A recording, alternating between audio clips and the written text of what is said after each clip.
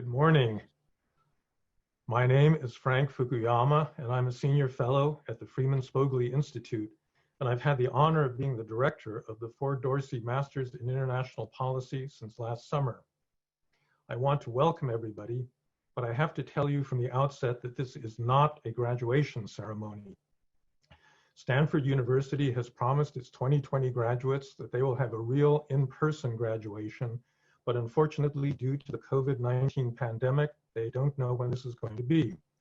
So what we are doing today is celebrating the class of 2020's completion of the MIP program and taking the opportunity to say goodbye to our second-year students.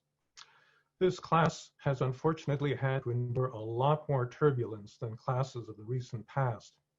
They were the first class to go through the new MIP curriculum from start to finish. There were, truth to be told, some rough spots in that experience, as one might expect from a new program. But the feedback we got from your experience will be critical to making the program better in the future.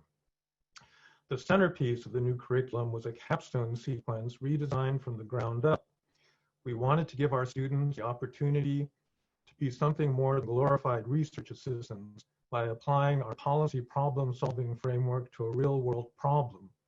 We tried to select partners that were flexible and willing to work with student teams to think through the basic problem definition from the ground up. Everything was going great until the COVID crisis hit.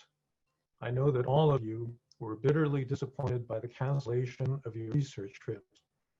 But I think that all of us on the teaching team were amazed by the adaptations you made to continue your research remotely, and the final results that you presented were absolutely amazing.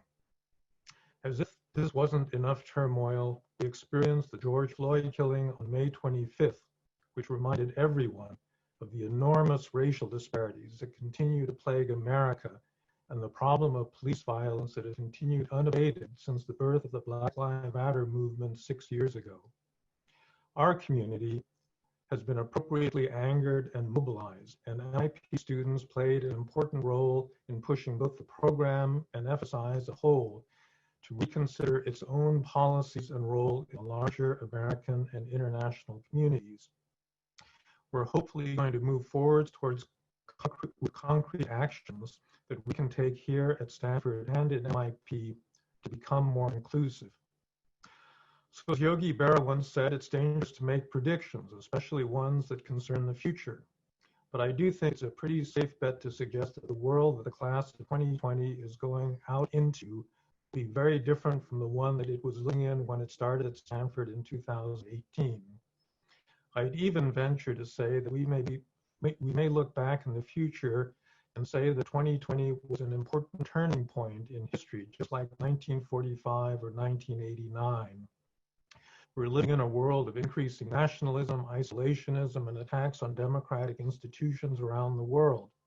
The COVID epidemic has provided new opportunities for authoritarians everywhere to take advantage of the emergency and to extend and make permanent their powers. On the other hand, the global epidemic followed by the police killings has exposed the enormous inequalities that exist worldwide and the inadequacies of our institutions to deal with them. We've seen a massive upsurge in popular mobilization around the world, particularly on the part of young people. These mobilizations may make possible new forms of politics that previously seemed beyond reach. So the multiple crises we are experiencing today may be an opportunity as well as a threat. So with that, I'd like to turn over the floor to Alex Stamos, who is our faculty keynote speaker. Alex currently heads the Stanford Internet Observatory in the new Cyber Policy Center and has been teaching in our program. He was formerly the head of security at Facebook and knows more than anyone about the threats posed by the new digital technologies. So take it away, please, Alex.